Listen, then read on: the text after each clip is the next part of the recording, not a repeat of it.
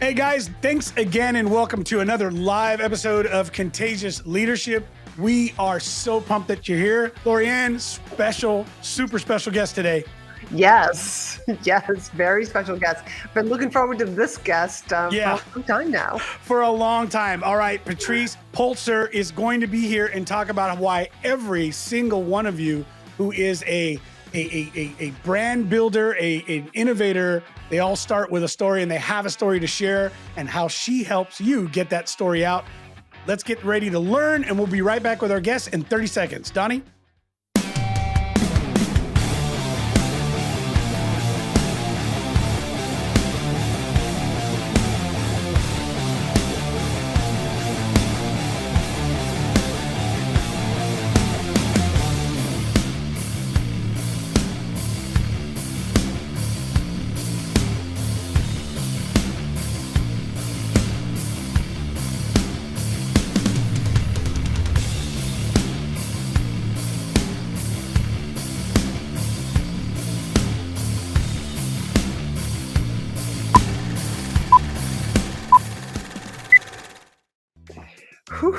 Hey, all right. Welcome back. So Patrice Poltzer, she is a former Today Show producer. I'm so pumped to have her on. Before we get going, real quick, it's something Lorianne and I have decided we want to start doing. Lorianne, tell them what you do. Thank you. I am a coach, a speaker, and an author. And what I help small business owners actually leverage speaking opportunities to market their business, because speaking positions you as the expert, allows you to really to pull in the right people to work with you. And it allows you to basically monetize your authority. Love it. There you go. I love it. And Contagious Media. Like, hey, tell the audience what you do. That's exactly right. We're here to help you monetize essentially your creative content, help offset that cost if you're a large corporation. And we have a goal this year in 2023 that we want to help 1,000 small entrepreneurs and solopreneurs hit 100 grand with less than $100 worth of investment. We'll show you why and how later. But anyways, let's get into our guest. Donnie, let's go ahead and introduce Patrice and give her a round of applause. Yeah, there we go. We have an amazing studio audience, by the way. Well, yeah. I mean, that whole intro, I was not expecting like the video and the music. I mean, oh my gosh. Wait till you see, just so you know, wait till you see what Donnie has been working on. I'll tell you that right now. It gets better and better all the time. Better and better all the time. Yeah, better and better all the time. So anyways, go ahead, Lorianne. I was going to say, we just keep, that's one of the things that every time I speak, I'm a firm believer of look in the rearview mirror to move forward. Hey, what did I like? What didn't I like? What could I do better? And that's exactly what we do on this show, is we are constantly basically raising our bar. How do we make this show more interesting and appealing to our audience so that we keep putting out great content? So Patrice, I'm so excited that you are here and what you're going to be able to teach and share with our audience today. So you have on your page real quick, Patrice, and I love this. Every founder has a story. Yes. So true. It is so true. Right? So talk to us. Today Show. Like I've looked at your bio. You kind of built yourself up, and you went from the customer service space, right, of the restaurant industry, and then here you go, and you're getting further up. Is that right? Or did I get that wrong? I wasn't in the restaurant industry. No, I was not. Reviewing. I'm sorry. It was a restaurant review. Yes. I'm so sorry. I was like, you would not want me in the customer service part of the restaurant industry. It would just not be good. No. First Bites. I mean, what'd you say? First Bites. That was First Bites. Yeah. So that was sort of my first. It's kind of in the middle of the story, but yeah, that was sort of my first foray, like after I had my first kid and I was still working at the Today Show and national TV. I think, a lot of parents can relate, you have your kids and you, at first, before you have kids, you think kids are going to be like a career ender and your life's going to be over. That's what at least I thought. But when I had my kids, it actually kind of sparked this whole other path that I didn't, on an entrepreneurial path. And so the First Bites was one of the first sort of side hobbies I had when I was in corporate America that I really think kind of launched like an entrepreneurial path, if you will. Got it. And so you started coming up from a digital journalist, and that was originally with NBC. Is that right? Yeah, I always say I was a late bloomer. I really didn't get going until I was 30. I mean, I was very like it was not one of these people that like graduated college and was like, this is what I'm doing. I mean, I sold books door to door all over the country for 3 years. It was like 100% commission job. Like nothing screams like you are lost in life when you graduate and you're like, I'm gonna just like go sell books. They were not Bibles, all around the country. And so I there was sort of a lot of that in my 20s, and just like watching my friends get promoted and watching my friends have these like fancy corporate jobs. And, you start to wonder like, where did I go wrong? And eventually I sort of, found my path, but it was not linear at all. It was very, very wobbly. And then even so, I remember being an intern at 29. I was an intern at CNN, and I remember being so embarrassed because, interns aren't 29, interns are 22, they're 21, they're 20. And I remember there was a very poignant moment when someone asked me how old, how old are you? Or like, they just assumed I was younger. And I remember at that moment, it was like this like shameful feeling like, God, I am so late to the party. And like, I am not, I should be, people that were younger than me were my bosses. So it was just like this really odd start. And then once I got my foot in the door at NBC in New York, things kind of moved along. But anyway, for anyone listening, I just feel like there's angst, especially with social media, like you're not doing what you should be doing and you're behind and you're too late and you're too this and you're too that. But I'm like, I didn't have a normal job until I was 30. So like, it's okay wherever you are.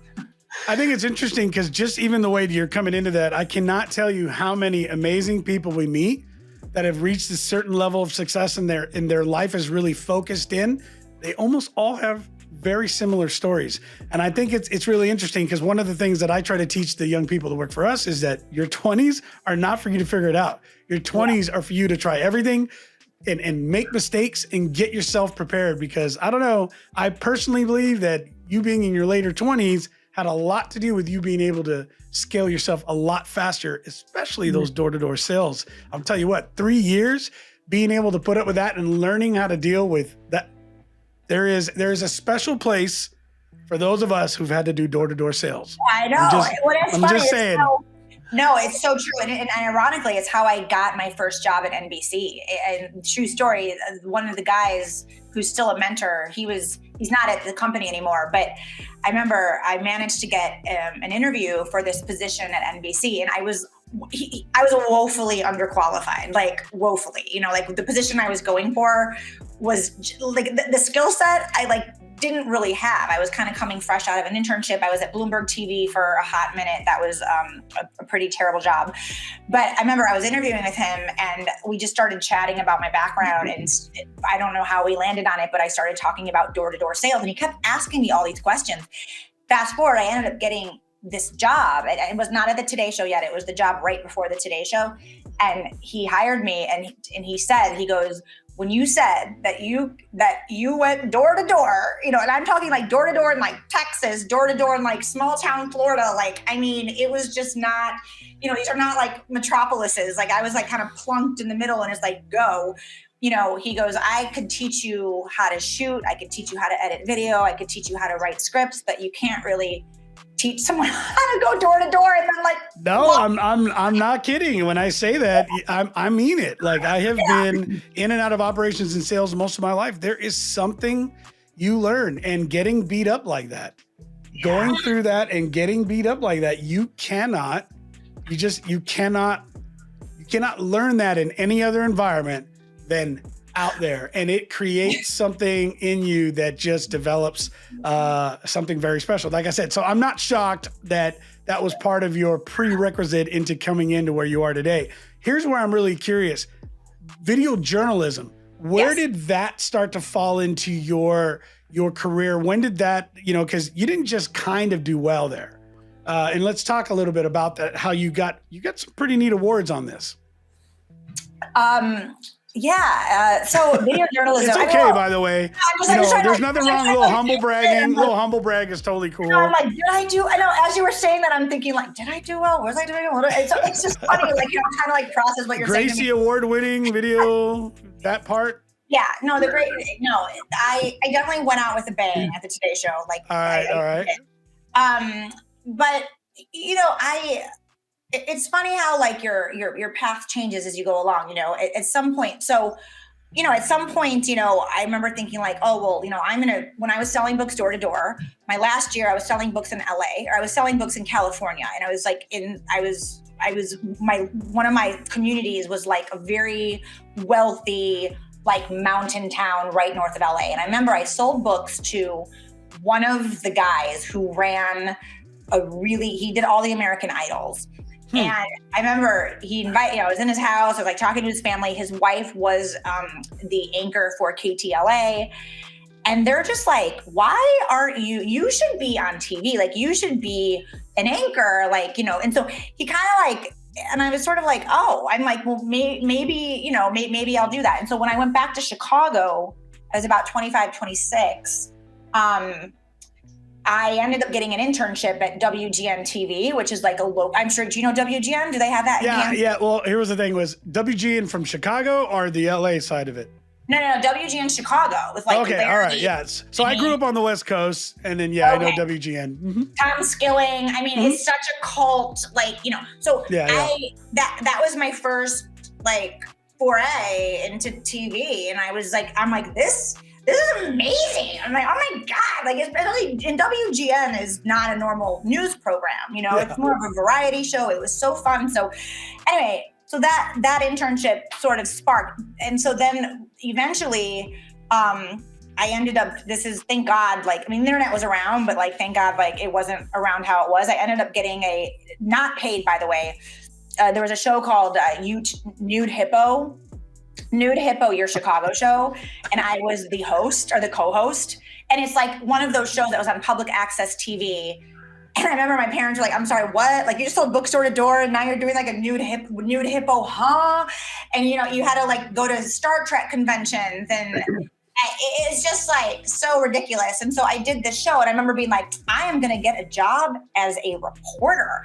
And 200 like job applications and going door to door to stations all over the Midwest.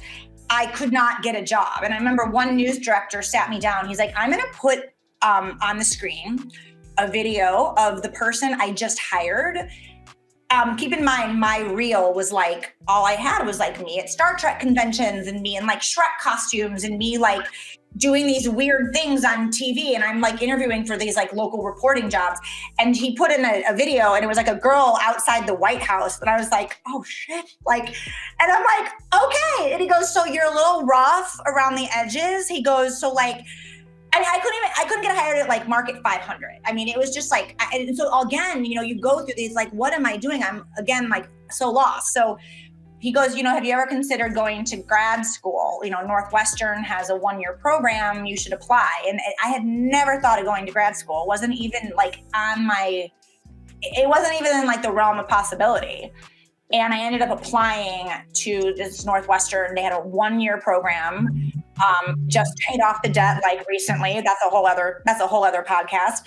But that I ended up getting into that program, and then that kind of set me off on a different direction. So that's how I got into video journalism. So I actually did get a little bit refined at Northwestern, but I came at such a great time because it was like 2008. Mm-hmm. And so you had to learn how to, not only shoot video and edit video, you had to learn how to do websites.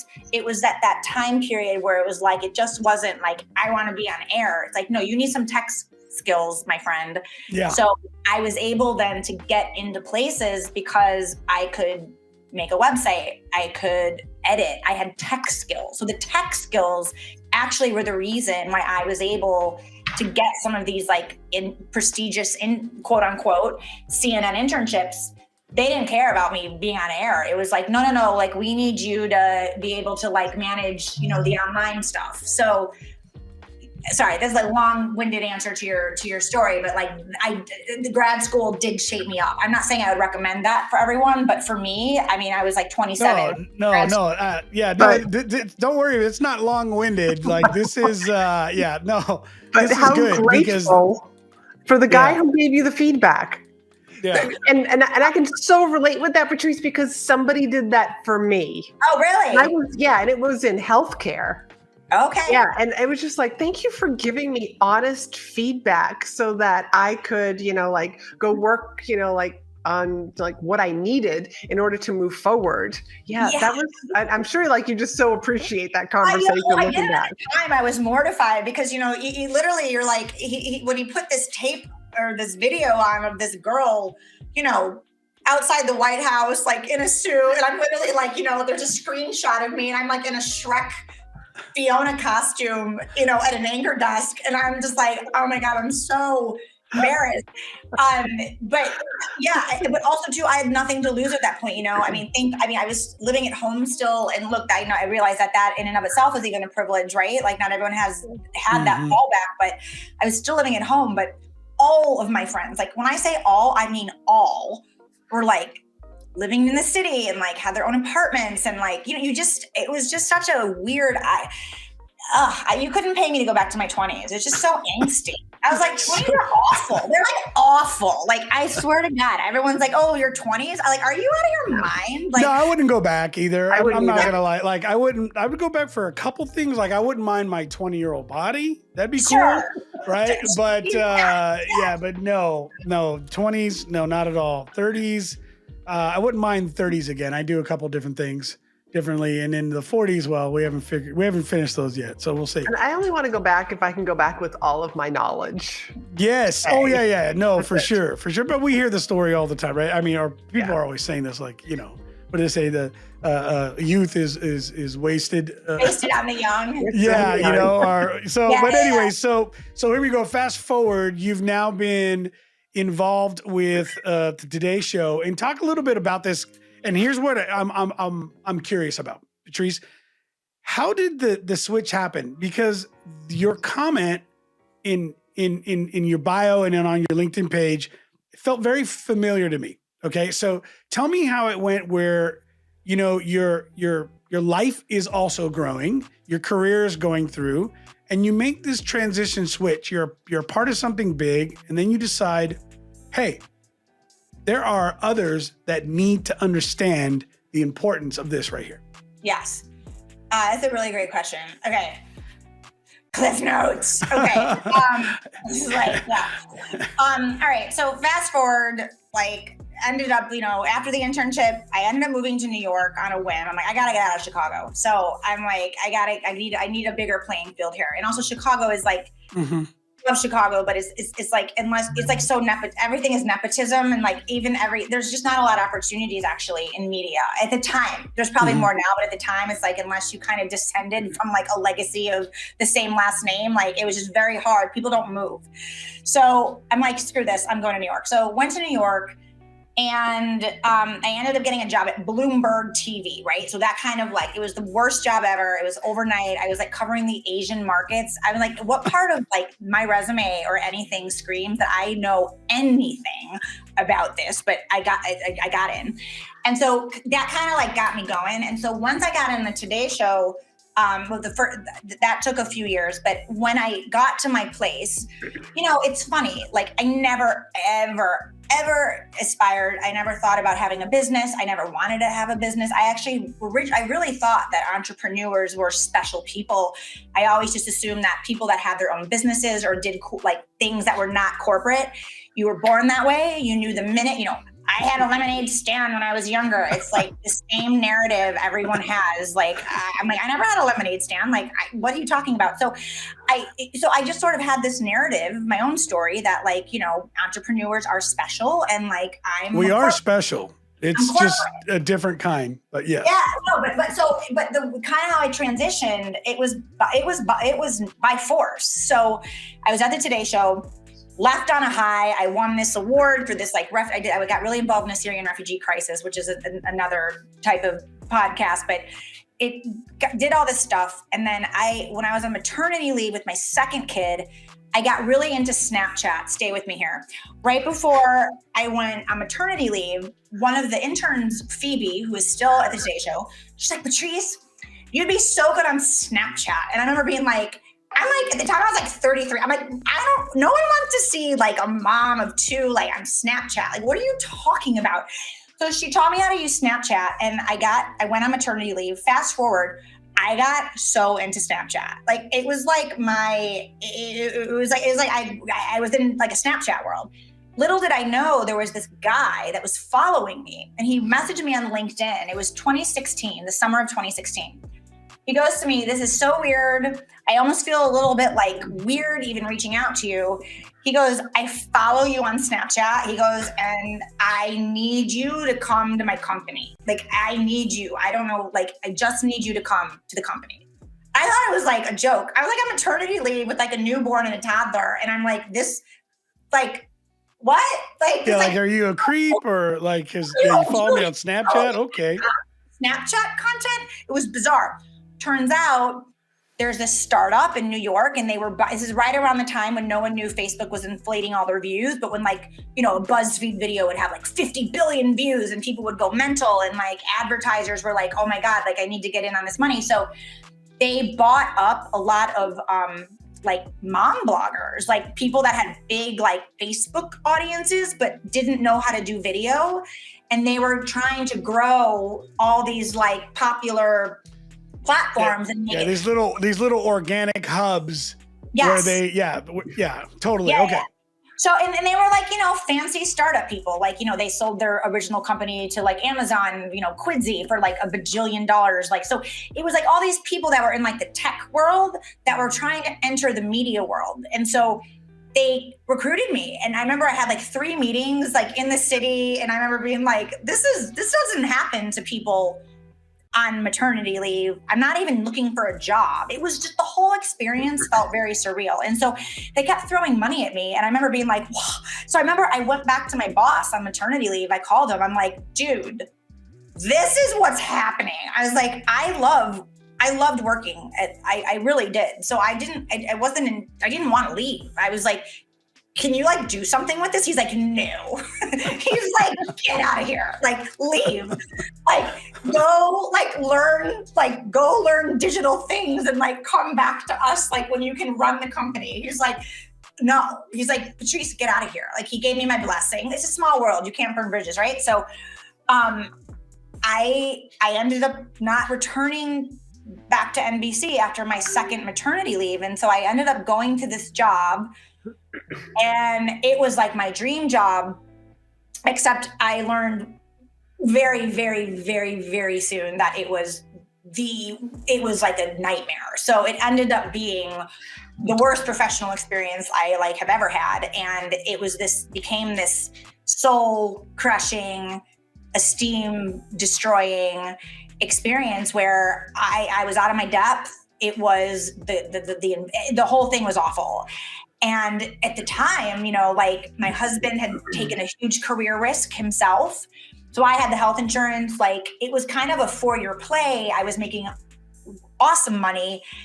And I was just like, this is awful. And so anyway, I did not last. I only lasted like 100 days. And so, I mean, this show had a going away party for me. And like 90 days later, just about a little bit more, I was without a job.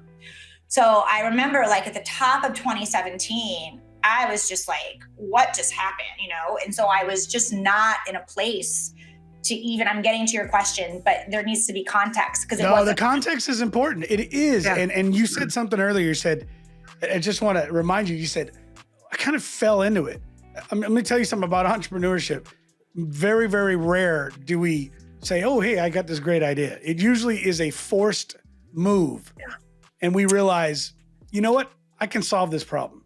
I can do this. That's Really typically great. how this works. Just a little FYI. Yeah. We've interviewed quite a few of them. Yep.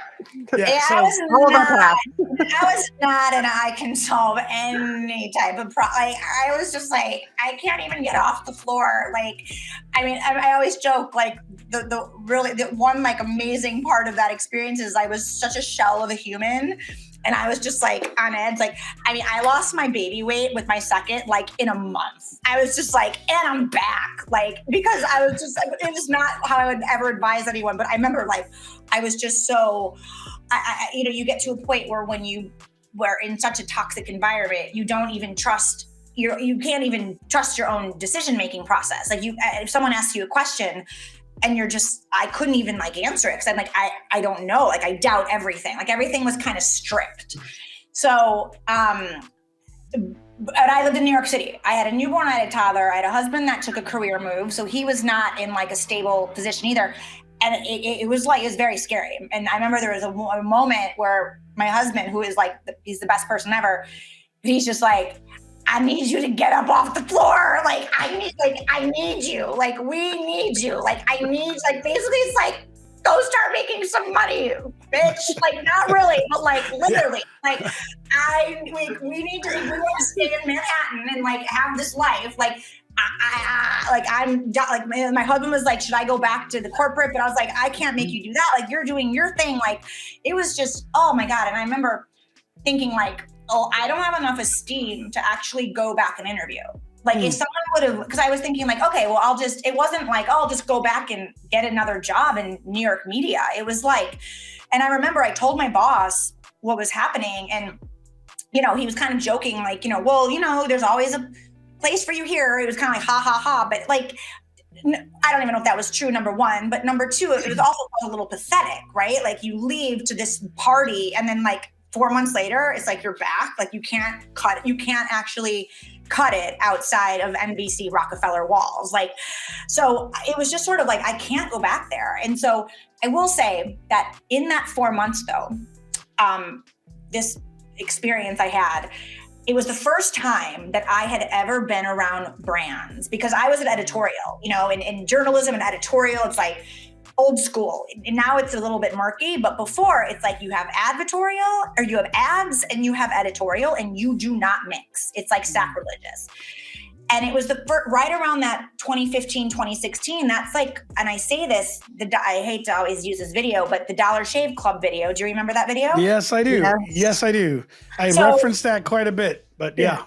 It's and I roll to this day, like I cannot tell you how many brands like we want you to do a video like the Dollar. I'm like, oh my God, like but I get it. Because it was so new. And by the way, he came from NBC, which is a funny story. It was like no one had ever taken a straight up product ad and decided to put all the rules aside and just make a really great story that's entertaining and made you want to like share the video. Like it was truly groundbreaking at that time. And so right around that time is when all these other brands were starting to be like, oh, well, like we need to make content to sell our stuff, but they're marketers.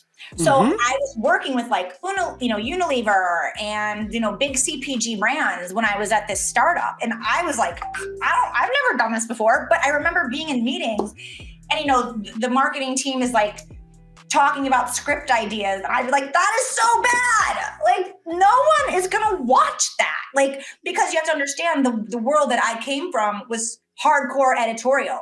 And if your story wasn't hooking or your script wasn't hooking your boss, it went through so many layers of approval before it actually went on air. And you'd be on the cutting board or your story wouldn't air. So you start to realize what the story, especially a video story, what it needs in order to like hook in an audience and then keep them there. And I remember being in these meetings and like working with these clients and being like, you guys, this is horrible. Like, this is not a story.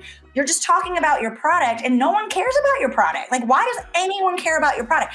So I didn't realize, but at the time I remember thinking like, this is crazy. Like they should just have journalists. If they just would hire all my old coworkers on my team, like we would come in and we'd be like, bam, like we will make you a video that is amazing.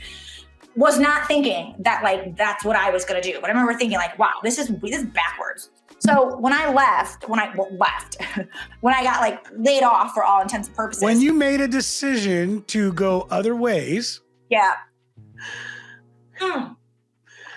I got you. I got you. I got laid off. I got you. It's all good. It's all good. Yeah, no, I got like laid off. And so I remember, because I was not in the proper mindset to interview, I would have been like, do not hire me. Like, you do not want to hire me. I suck. Like, that's where I was at. There was a friend of a friend who knew like that I did video and just like, hey, my friend has this startup. And at the time, to my startup, I don't even know what that means. They need a video for their homepage. Can you do the video? And at the time, like I shot video. I had, edited video, and I'm like, sure. And so so that's, so I started doing a video for one company, and then all of a sudden, fast forward, and I'm all of a sudden, you're doing, the Department of Education hired me in New York, and and so I wouldn't even say I had a company, because the whole time I was doing these projects, I was just like, I'm just freelancing. I'm just getting this all back into high self-esteem mode, because I need to get back to a real job. I need to get back to a career. This is just like, I need to have some money coming in. My husband's doing his own thing. I never viewed it as like a career. And then I had like a come to Jesus moment when like probably like a year and a half in, where I was actually going into bankruptcy, because like I wasn't treating this like a business. I was like doing video for free. Like I didn't even have any. And anyway, so I got to a point where I lost a pretty big piece of business. And the girl, again, talk about these people that come into our life and tell it like it is. So this is kind of funny. Did you guys watch Billions, that show? Yeah. Yep. Showtime. Love it. Yeah. But anyway, the house in that, like that was her father, and her father has like this big VC company, and they wanted to hire me and my team to come out to the Hamptons and shoot all this video content and interview all these like founders, and like it was amazing. And we hit it off at this networking event, and she's like, "You're my girl. I love you. Like, you're gonna come to this." So I was like, "This is amazing." So I remember gave her my stuff, like gave her some pricing. And I didn't hear from her for like a week. And so I called or emailed her. I'm like, what's going on? She's like, can I be honest with you? And I was like, yeah. I'm like, can we talk actually? So she calls me. She goes, I'm gonna be like dead straight with you. I was like, oh my God, what? She goes, first of all, I cannot hire you. She's like, you're not like, we went with someone else. And I was like, okay. She goes, what in the actual fuck is your website? And I remember being like, wait, what? What do you mean my website? She goes, Patrice.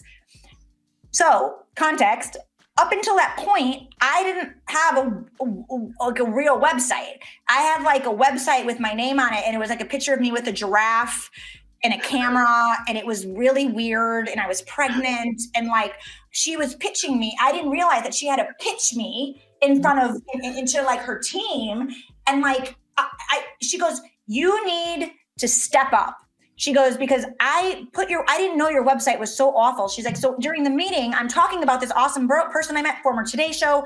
And then I put your website, and everyone is like, is she on National Geographic? Like, what is going on? Why is she pregnant? Like, why is there a giraffe? Like, and I was like trying to be like very like funny on my website. So I cringe, like even the way I wrote it, it was just like, first wasn't funny. And like, but I thought it was at the time. So I was like making all these like self-deprecating jokes. And I'm like, oh my God, I'm like, people are hiring me for their like business.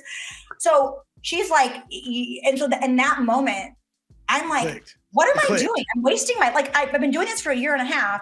I've been doing this not fully present, not in a real way, like a throwaway way. I'm like, I at least gotta like go all in and at least see where it goes. And then if I want to go back to corporate America, then I'll do that. But I kind of got like annoyed at myself.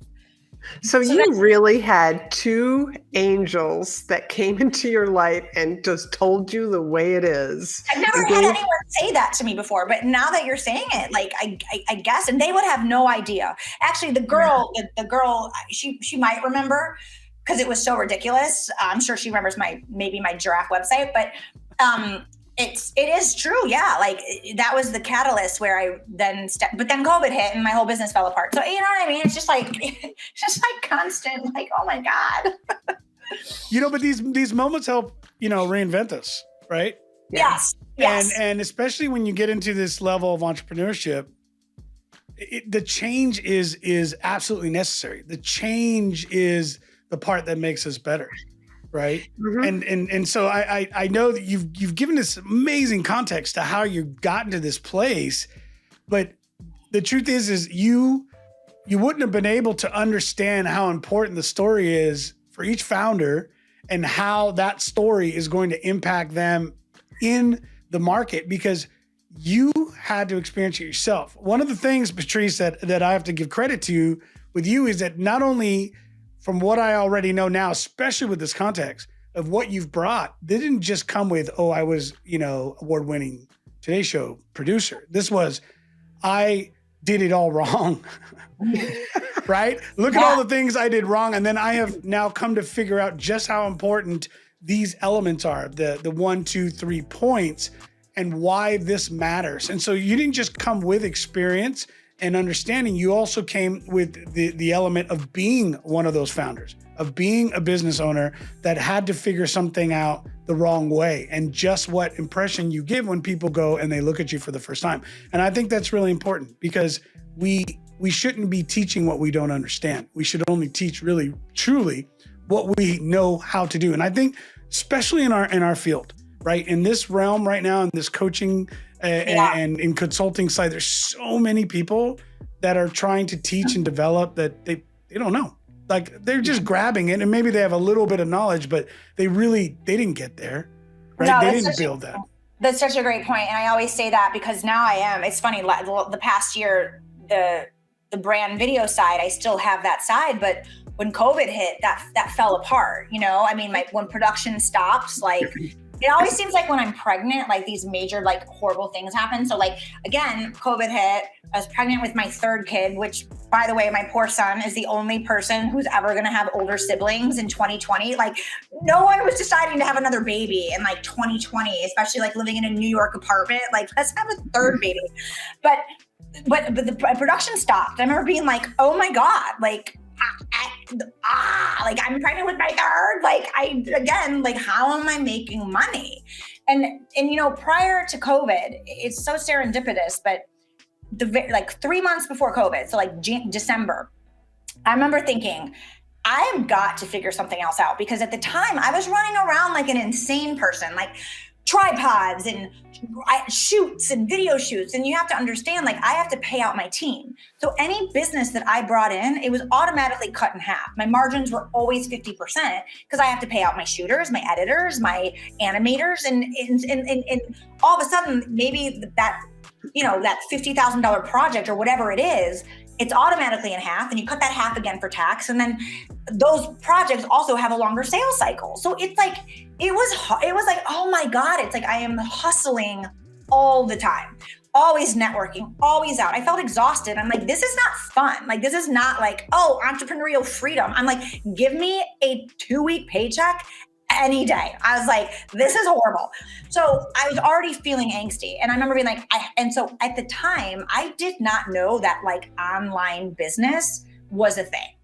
I did not know that people made money online. I know that sounds crazy, but I didn't. Like if you would have mentioned, I don't know, like, Amy Porterfield, Maria Forleo, I did not know their names from Adam. Like, and you know what? A friend of mine, she's a mentor in this space. She kind of put it in an interesting way. She goes, people like in New York or people like in LA, like when you have access. So a lot of these people that are really successful, they're in the middle of America, like in these small towns. And you know what? You don't have access in the same way. So if you want access, you got to get on the internet.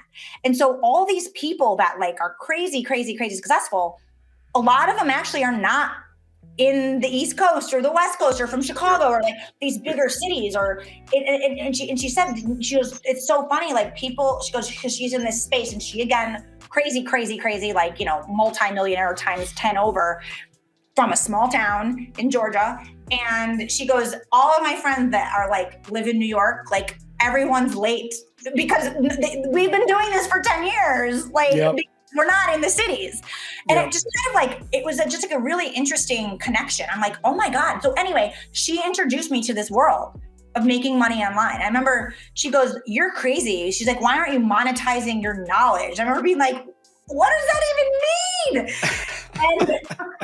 And she taught me, she's like, you should be, why don't you do like a live Zoom course? I'm like, and teach what? I'm like, I'm not a teacher. I make video. Brands hire me to make video. What am I going to teach? I'm not a teacher. She goes, you are not looking at this properly. And she was so adamant. And then the COVID hit. And I'm like, oh my God, I have to go online. Like so many businesses, right? That all of a sudden were like forced to become e-com or digital or figure out like what they're going to do brick and mortar online. I was in the same boat. And so here's what I'm hearing. Every time an opportunity knocked on your door, you were like, oh no. Yeah, You were trying to shut the door on them and they are pushing the door open saying, no, Patrice, you need to look at this differently. I mean, I love it. It's amazing that you actually came into the online world. And now it's my revenue. Like it trumps. Like it's unbelievable. And so then to 2020, I got online. I was a business owner first, and this is what I always say. I have such empathy for people that are afraid to show up on video and go on video and talk because I get it. I came from the video world. I worked with people to go on national television. Yet when it's yourself and the camera's on you and you have to get on camera, all of the bad stuff just goes straight to your brain. I'm not good enough. Why would anyone care what I have to say? My voice is horrible. I'm not that cute. I'm too old. I'm too young, whatever it is. And so it took me 3 years from starting my business to actually take my own camera, look at it, and like talk about what I do and what I think what I know and this knowledge that I've had, at all these places. I didn't think anyone would care. And so I get it. I get why going on video is scary because I had the same negative thoughts. And so, but I had no choice. I was pregnant with my third and my business was shut effectively because of COVID. So I'm like, I literally have nothing to lose, number one. And it's like, this is a necessity. Like I need to contribute, we're double income family here in New York. Like I got to get myself to work. So I didn't even think about it. All of a sudden, all my nerves and my fear, I'm like, don't care. We got to figure this out. Yeah, we got to figure this out. Isn't it interesting, Patrice, how we automatically disqualify our own experience or anything else. And we decide what we think the market is going to find valuable or not. And I think that's really interesting because a lot of times I think on the flip side, entrepreneurs can make the mistake where they go into the market making a predetermination on what's valuable, right? It's just as negatively impacting where somebody goes in and goes, this is valuable. Well, how about you check with the market first? Go out and test and let them tell you if it's valuable. And it's the same thing where I talk to people and, we work with a lot of the same type of personalities and I don't have anything to share. How do you know? Start sharing first off, and you're going to find your space, right? I'm not going to teach the C-level executive how to run a billion-dollar company, but I can teach the solopreneur how to do what I've done and build a small business, how to take their content online, how to market their message, right? That I can help them do. Why? Because I did it. I learned it, and here's what I did. Ta-da, there you go. We'll find the market that wants it. It's really interesting. You said that. I was at a convention years ago and I sat down, I paid all this money, thousands of dollars, travel, everything else. And it was this big sales convention and hundreds of men, just hundreds and hundreds. It was a men's only conference and it was about 600 men there. And all these big, giant sales gurus and these guys are out there and teaching all of these notes. And these guys, man, these pens would light on fire if they could. All these notes and all these like educated people and different types of businesses, and everyone's taking notes. And I'm looking around and I'm like, holy crap. And I just remember thinking at this point, I'd been in sales and marketing and business development in the renewable energy space, didn't realize like I'm sitting down with, Fortune 50 companies making huge $1 billion acquisitions and deals. And I'm this guy, like I have zero background for that. I just learned it in the field, and I'm looking around and I go, and I started counting and I started doing numbers in my, I pulled out my phone and I started calculating the amount of money that was sitting in this room and what they were all about to upsell to. And I'm like, I'm in the wrong business. And I looked at these guys and I'm like, you find this valuable? Like, is this? And they're like, this is amazing. And I'm like, holy shit. This is like basic 101 stuff. And that's what I realized. I'm the fool because I have made a predetermination on what somebody knows. Listen, if they know it, great. They'll move on. If they find value, they won't. They will continue to stay and they will continue to follow you, and you will build trust with them. And then when they get to that point, they'll either hire you or they'll share you with someone else that can take your service. So I think it's beautiful. So now let's get into this as we get closer to the end. Is every founder has a story. Yeah. You have now come through all of these years. You keep getting pushed into your business. And now here you are after COVID. How did you capture this and help us understand, how does the founder has their story? Why is that so important for them to understand? I mean, and here's a misnomer too. I think a lot of founders and just in general, I think there's this notion that, in order to have a story worth sharing or a story worth telling, it needs to be incredibly epic. It needs to be incredibly, heroic, or, I was no money and $1 in my bank account. And, you always hear those narratives, right? Where it's like, oh my Lord. And some founders have those stories. Most people do not have those stories. And even with my own story, if you think about my story, nothing about it is epic. I got laid off from a job. How many people get laid off from a job and you're kind of at a crossroads, right? How many women, are pregnant, and feeling like, oh my God, I'm about to have another baby. And like, how does that work? Like, that's not incredibly epic. Like, but it's your story. And that's why it's epic. And also, I always say to people, the most inspirational stories aren't usually those epic stories because they're so unrelatable. The ones that tend to be epic are the ones like, I got laid off and I was scared shitless because I have 3 mouths to feed and I'm pregnant, and a lot of people can connect with that. A lot of people can connect with most. And so that is actually where I always tell founders, like, I'm working with a company right now and she's incredibly impressive. She's a multi-million-dollar business and she is so afraid to actually lean into the interesting part of her story. And I had to tell her the other day, I'm like, no one cares that you built a multi-million-dollar business. But you know what? People will care a lot when they know what happened to you before that, because now you're interesting. Because like, you would never think that about her. She's almost like perfect. You kind of like have that ability where it's like, oh my God, like what's wrong with me? She always can make you feel bad. But I know her story, and it took me a long time to finally get it out of her. And now she doesn't want me to go fully there on it. And I'm pushing back. I can only push so much though. At the end of the day, I'm like, you're paying me, like I am not your therapist here. So, but I always say it's a learning process, right? With our clients, it is. It's a learning process.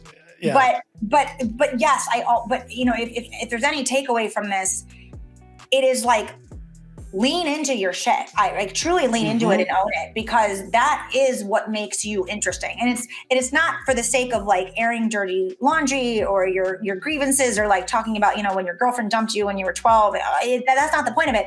But like, it's what you did afterwards. And that's the interesting stuff. And that's what people want to hear. Because when people are listening to your story, they don't care. Like, no one cares about me. Like, they don't care that I was at the Today Show. Like, not interesting. But you know what? When people listen to another story, they want to see themselves somehow reflected. That's right. So That's right. I know that the Today Show, that's just, sure, that's maybe that like maybe will give someone, first of all, Today Show, like most young people are like, Today Show, what's the Today Show?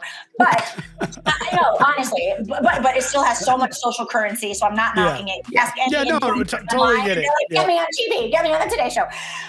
So lots of currency still, or social currency. But I'm like, so I always say, like, if anything, like, no one likes a highlight reel. No one likes a story that is too successful. It's like, give us the moment when you're on the bathroom floor and you're crying in the shower and you really don't know what you're going to do. And then tell us what you did after, because that's it. If you can really lean into that and like own it, that's when people are going to follow you and they're going to actually take you more seriously. And you talk, I have to. Oh, go ahead, Lorianne, please. I was going to say, it's that I had to. I think a lot of people take that part of their story for granted because they felt like, well, I had no choice. Here's what I had to do to feed like these 3 mouths that were looking at me. That's the beautiful part of the story. And then those are the pieces that we relate with. And you know what? You talked about the shift and you talked about the Dollar Shave Club. One of the biggest things that was happening there, it wasn't just creativity in the video. It was the fact that in that we were now seeing personal branding. We were seeing a connection with a person. Like, the story was true. He was really the owner. He really did what he did. And you could look it up. Like, he wasn't lying and he made it funny. Yes. But the reality is that now we were starting to find and realize today that the creativity, like that creative media side, that aspect of building personal brand and business brand matters. And I think it's interesting because a lot of people are approaching the social context, like you talked about, an old like school marketing approach and even new school marketing, but they still look at it as like I like to say it's like a matching handbag to their luggage. It's not the same anymore. This space is its own space, and you don't need a marketing degree to do this job well. I don't, we're not trying to tell people how to improve their SEO scores, which we probably could. And now with ChatGPT, it does it all for you. But anyways, another different conversation. But no, you're so right. And I think too, that personal brand, that phrase gets like a visceral reaction because you think of like reality TV stars, or you think of like people on social media, influencers that are just trying to get famous. But here's the thing, like you have a personal brand, whether you like it or not. So it's sort of like, that's exactly right. It's you might as well lean into it. And also because there's just so many businesses now, the barrier to entry is so low. Back in the day, it was like, oh my God, you're, an entrepreneur is like kind of this like weird thing.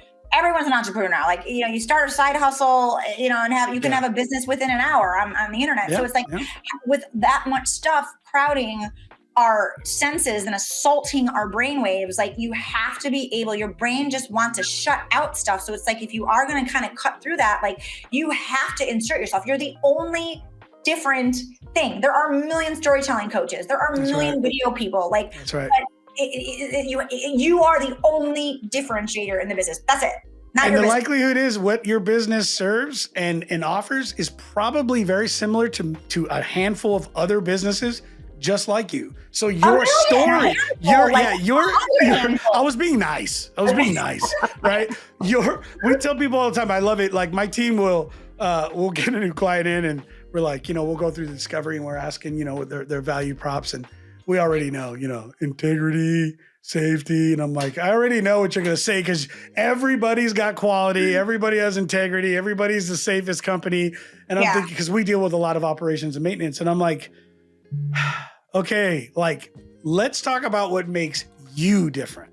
Yes. What is different about you? What is different about how you get up in the morning? How do you value your employees? How do you create a day plan? Like, let's talk about you, because no one's going to go into the market space and go to talk to a client and go, look, check it out. We're so in this area. We're not really good on our safety side. We probably should be looked at really closely here. When it comes to integrity, we're going to tell you that, but we're going to hide. Like everybody's going to say they're the top. Yeah. So let's get away from that. Exactly. And I had some of the biggest clients in this space say, you know what, Rigo, you want to tell anybody something that they can learn is like, I'm so tired of hearing people say that they're the best at everything and then they get in here and they can't produce. I want to hear something different. What makes them different? Because we already know they're going to come in and tell us they're the best. Yes. Yeah. So how do they separate themselves? And I love what you're doing. I love what you're doing. I love the idea. I love how you're helping individuals find that story in themselves. Because I think that is absolutely important. Because from there, Patrice, once somebody understands their own story, everything can be built from that. Yes. Oh, You can't go forward without knowing why you're doing what you're doing or who you are. Exactly. And then that's how, and also too, like when you kind of understand thyself, you then understand what resonates with the people that you should be attracting, and you start like speaking to them specifically. So yeah, it all goes. And it's funny because because I work primarily in founder story is my jam. I mean, it makes sense if I look back, doing the stuff at the Today Show, like you're doing a lot of like kind of that like broad story appeal, right? So, and a lot of that is like general interest, human interest, founder story type stuff. And so many businesses, they will tell you they need a website, they need better social media, they need better content, they need like a prettier grid. All these like superfluous, in my opinion, components of a business. Yet you ask them, well, why do you do what you do, and what makes you different? And it's deer in headlights. And their about page is painful, and their about page is like a LinkedIn listicle resume that talks about what schools they went to. Nothing to connect with. Nothing for me to emotionally connect with and to trust you and to trust what you do. Yeah, it needs to be inverted, and that's sort of part of my mission is like to kind of really showcase that once you have a handle on your founder story, you just open up so many opportunities, whether it be business, whether it be press, whether it be speaking, whether it be podcast invites, like all that stuff gets open to you once you have a story down pat. But most founders don't focus on that at first. It's like an afterthought. No, I get it. Listen, Patrice, this has been amazing. I want to have you back. Let's have you back. Yeah. Right. Okay. And let's do a round 2. Let's figure it out. But let's have you back and let's get into those details. Let's see if we can help some of these founders understand the importance of it and see if we can offer them a little bit of guidance and then where to find you. Real quick, where can folks go find who you are? Let's let them go see your story. Where can they find you? Okay. All right. Come hither. Come hither. So Instagram is my main home. I'm trying to branch out. I'm trying to get, trying to date other platforms, but Instagram is just my handle. It's just at Patrice Poltzer, Poltzer. So We'll Instagram, I show up there a lot. LinkedIn, I'm dipping my toe in LinkedIn. I feel LinkedIn is a different animal. We totally get it. It's a different animal. LinkedIn, but also my website, patricepoltzercreative.com. Like you can reach out to me there. I do video production, so soup to nuts if anyone needs video for their business. But I also have like so many coaching programs, and I do workshop. I have a big workshop coming at the top of February about how to connect on camera, even if you've never been on video and you're like me, it took you 3 years to even speak to the camera. So, I do workshops, I do coaching. I'm having a new membership type thing where you can drop into office hours and just kind of come in and get the hell out of there if you don't want to invest in a 12-week. Not everyone has time to invest in a 12-week experience. So, I'm trying to meet people where they're at and like what they need. So Love it. Awesome. Okay. Well, listen, Patrice, don't go anywhere. We're going to go ahead and, there we go. Love the live. This is one of the things that I absolutely love about live. Happens. It is. It's what happens. This was a great show. So if anything that you are taking away with this, it's wrap your arms around your story. Don't try pushing it aside. Don't say one day I'll figure out what my story is. Just really embrace what your story is. And that's what you should be leading with, because that's what your audience and the ideal clients are actually they're going to be attracted to. Here we go. Yeah. Any final thoughts? No, absolutely. Like I was saying, don't go anywhere. We're going to go ahead and put you in the back. I'm going to come back to you here in a second, but we're going to go ahead and say goodbye. And thank you very much for being here. Again, let's give Patrice a round of applause, Donnie. There we go. Yeah, we got to give her a round of applause. There we go. All right, real quick, you guys, listen, thank you so much. If you enjoyed the content, if you like what we're putting out here, please do us a favor. Share this content with others. Like and subscribe to our podcast. By all means, sign up for the newsletter and let us know your thoughts. We want to hear more. And if you like the content from Patrice, hey, go let her know too as well. Go ahead and check her out on her Instagram handle and all her other social profiles. We'll go ahead and dump this here. I am grateful for you being here. Again, my name is Rigo Murillo with Contagious Media. Lori? And I'm Lorianne, so thank you very much for... That's it. You guys, God bless. Thank you so much. We'll see you next week. Same time, Thursday, 1 o'clock. for the Contagious Leadership Podcast. Donnie, send us out.